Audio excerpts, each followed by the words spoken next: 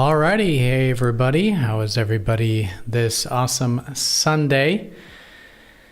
Getting things started here for the lunar cycle. We had that new moon not too long ago. We're now in the first quarter phase of the lunar month, which means action. And I'm very curious to see how you all have been experiencing this last week, this new lunar cycle. Have you started anything new? Usually, the reason I'm asking now is because usually in the first quarter, it becomes very clear what this lunar month is about for us, and more specifically, what actions can we take? Because the first quarter is where we are in the now action-oriented phase of the cycle, and one where, really it's time to buckle down and move things forward. So we usually know by this point, what needs to be done, so to speak, or what actions to take. And I'm very curious to see how this lunar cycle is evolving for everyone, because it is an Aries lunar cycle. We did just have the sun enter Aries, now this new moon in Aries from a week ago. And, Aries is about proactivity and initiative. Having said that, of course, the fast movers are still in water signs. So even though the sun is important, the sun does involve our main focus. And I would say collectively, we are more focused now on initiative and proactivity.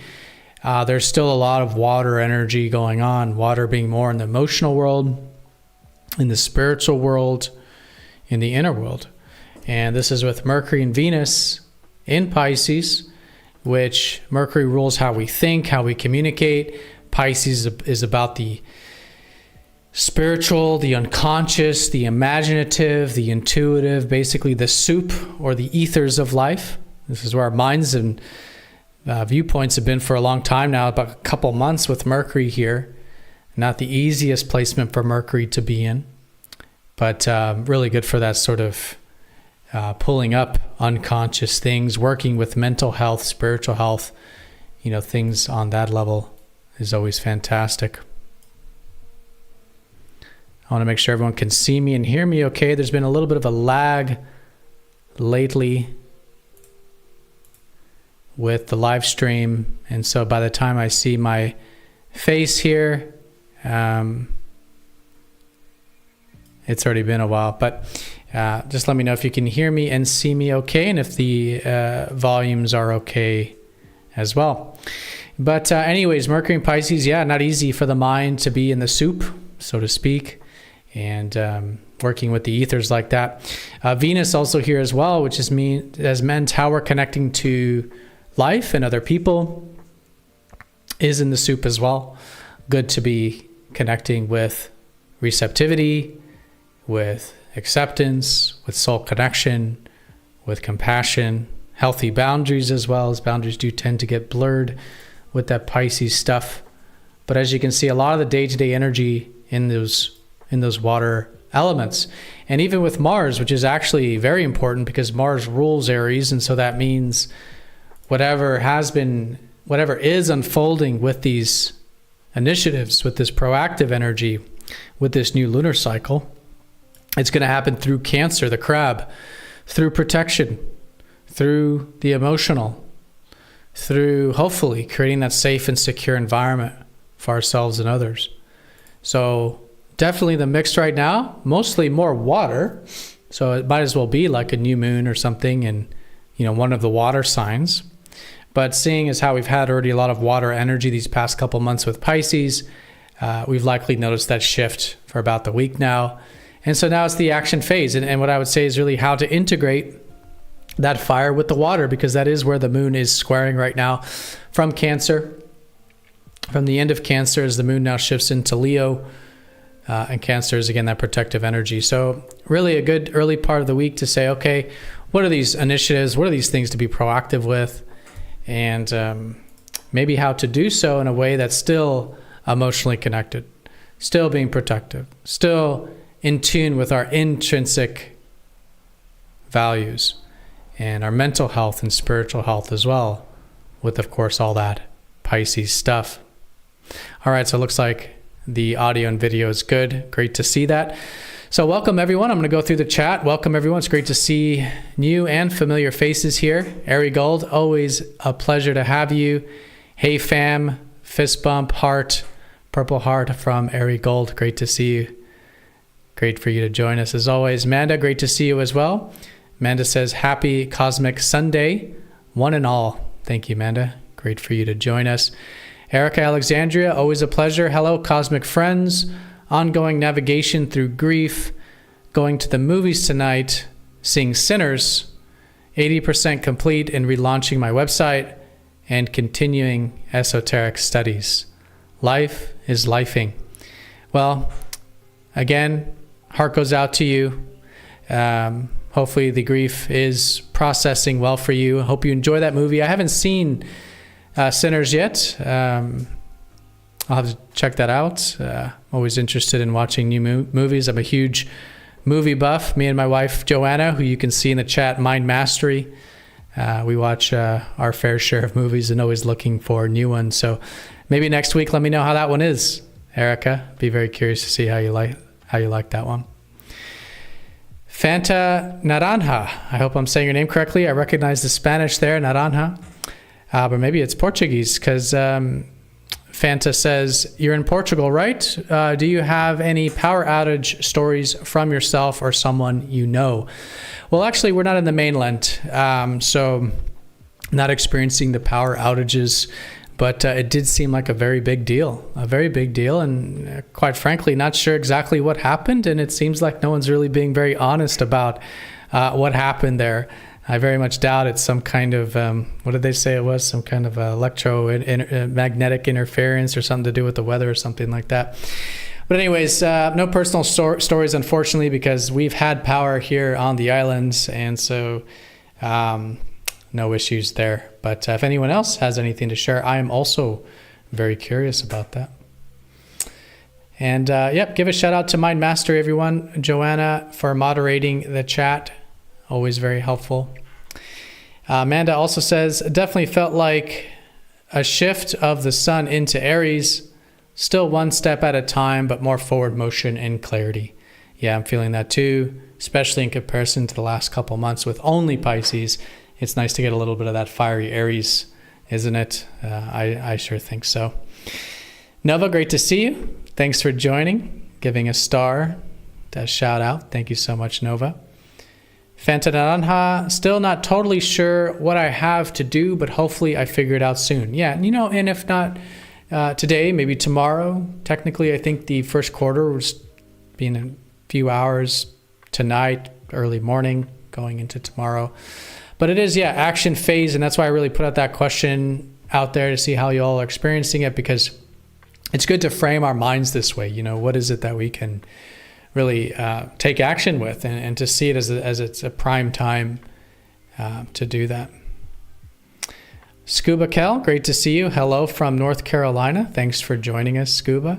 And April Moore, always a pleasure. Hi, star friends, says April. All right, so what do you all want to talk about here this week? We went through the transits a little bit. Like I said, quite a mild week astrologically. No major squares. Of course, this whole new moon, this whole cycle is a squaring kind of a lunar month. We've had the new moon squaring up to Mars. So it's certainly going to be a lunar month of dealing with that assertive energy, even in over and under extremes. So we can see that maybe collectively with some of the more assertive stuff going on in the world collectively, being dealt with, worked out, but in our personal lives as well, how can we perhaps balance out some of that fiery energy, which can be taken to an extreme when we've had, more recently, like the past, like a week ago and 2 weeks ago, we had those Mars square Pluto energies, which is very catalyzing to say the least, and, quite tense as well, which is definitely easier to work with now, but still part of that lunar month. But outside of that, this week is very mild. We have some sextiles earlier in the week. So tomorrow we have Mercury sextiling up to Jupiter. A little bit of an open mind can go a long ways, thinking a little bit big picture. Can probably see some opportunities in our life, and just working with things a bit practically there can be an opportunity. Really, sextiles, we can choose or choose not to work with them, and that's really what the flavor of the week is about, other than, of course, the fact that we're in the first quarter and it's good for that action. But in terms of everything else, really just openings available if we choose or choose not to work with them. Mercury will be over Chiron on Tuesday. So for all of you healing buffs out there who like to do that shadow work or that deep diving or going through some healing, either physically, emotionally, spiritually, or mentally, there's likely to be a new chapter with that, with Mercury starting the yearly cycle with Chiron on Tuesday. That's going to be over here in Pisces. And so likely in the theme of probably more in the inner healing, with Pisces, usually more psychological, spiritual, emotional in nature, but anything, of course, as well that brings good health, like mental health and spiritual health, could be really good too. So that's on Tuesday, starting a new chapter with that. Venus will be sextiling Pluto. We have a bit of an opening here for some depth in relationships, depth in connecting to life, maybe enjoying the deeper energies of life. And that's really where the concentration of energy is. And it's not really until we get to the end of the week do we have any real changes. Mercury will be going into Aries. So on Sunday, we're going to add, staggering out of Pisces, we're going to add more and more of this. Well, what I should say is probably less and less of this watery energy, because as Mercury shifts into Aries, as you can see here, the sun will gear up to shift into Taurus early the following week. So this weekend will be shifts, particularly around Sunday. And the way I'd classify that is coming out of the ethers, coming out of the soup, one step at a time, one stage at a time. Mars will eventually leave Cancer. When's that going to be exactly? Let's see. Not too far from now. So Mars will get closer to Leo May 20th. That'll be the next staggering out of the water energies. Leo is much more about self-expression, a much easier place for Mars to work with. So this is also a big part of this whole idea of, like, we're talking about initiative and proactivity, but with Mars in Cancer, where Mars is really challenged right now, these things can really be more on the, more difficult to move forward, or again, just more internal types of actions, really. But anyways, that'll be the next stagger out. So Sun's already staggered out of Pisces. We have Mercury staggering out on Sunday. Mars will be staggering out of Cancer towards the end of the month. Looks like around May 19th, May 20th. And then the last will be Venus. Venus is the most comfortable in Pisces, so that's not too bad. I think by the end of this month, things should definitely be cleared up with that watery energy. But anyways, the last transit out of Pisces will be by Venus, which will be on June 7th. Okay.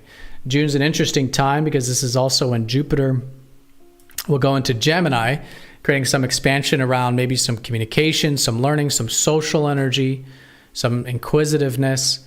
It's really going to be expanding that curious, interested, flexible, little social energy of Gemini there for about a year. Gemini is a little bit smaller than most constellations, but we'll be having Jupiter there for about a year there.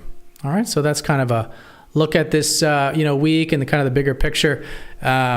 We've got the full moon, which of course will be next Monday, and that's going to be the halfway point of the lunar cycle. So this week, early in the week, action, some initiative, some proactivity can really go a long ways if we challenge ourselves to do so. And then momentum building throughout the week as we do get to the heightened energy of the lunar month, which will be Monday of next week. Probably start to feel that Sunday this week. And that's likely when we're going to make some shifts and changes along the life journey and, set off on some new directions there, but also harvest too. And so what I would say is, like, what are some things that we can take action with early this week that we might want to see manifest in a week's time? Because we certainly can. There's a lot that can manifest this week. And if we set that intention early this week, I think by Monday of next week, you can really see the results of a lot of that. All right, so that's going to be the full moon. That's going to be a full moon in Libra. That's really about the scales. It's going to help us balance out a lot of the more fiery energy, which is good. So Libra is all about balance, bringing balance to areas of our own life, any areas out of balance, bringing them back into balance. And also in our interpersonal relationships, matters of ethics, morality, justice, doing the right thing, coming to mutual agreement and partnerships and agreements and contracts and relationships, finding that middle ground, harmony. These will all be things being illuminated at the end of this week, going into early next week. All right, so it looks like it's a quiet live stream. Sometimes we have active ones. Sometimes there's a lot of questions. Sometimes there's a lot of activity. But it looks like we're all quite introverted today. All right, so we don't have Any other questions or any other comments there? So I'll go ahead and just leave this open here for a couple more minutes. If you do have any questions, you do have anything you want to share before we conclude, but I think we'll go ahead and wrap this up early here, since there's no big questions or anything that's standing out there. But hopefully that helped with the week ahead, and also in terms of some of that bigger picture stuff we have as well.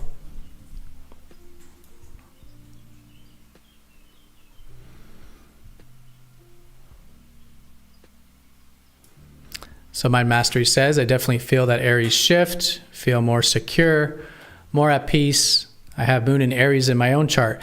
Yeah, so that's always really important to pay attention to. Where do you have, what do you have in your natal chart and what's being activated, right? So the Sun now activating Mind Mastery, Joanna's Moon, really bringing the Moon stuff to the surface, that protectiveness, that caring, that nurturing, that personal energy, personal life, and in many ways a new beginning. Anytime we have a main activation of a natal planet, like in this case, the transiting Sun going over the natal Moon, this really is a new beginning. There are new beginnings, there are new activations, and it's really like activating what's already there. So with Joanna, she's already a Moon in Aries. She's already needs to, in order to feel good, to be proactive and take initiative with things. And the Sun's going to help her do that at the moment. Amanda, the Saturn-Neptune conjunction. Yeah, so that's Pisces, right? Going exact. When is that going exact? That's a great question. Let's go ahead and pull up the transits here and speak a little bit to that one. I mean, it's going to be early next year. We're still quite a ways away. It's going to be March. It's going to be March of next year, I believe. But let me get more precise with that. And that's going to be, I think, a very important new beginning collectively for everybody. You have Neptune, which is the planet of really what Pisces is about too. Our soul, our dreams, our fantasies, our ideals of life. And then Saturn's really the opposite, which is the grounder of that. It's going to really ground our ideals, make our ideals into reality.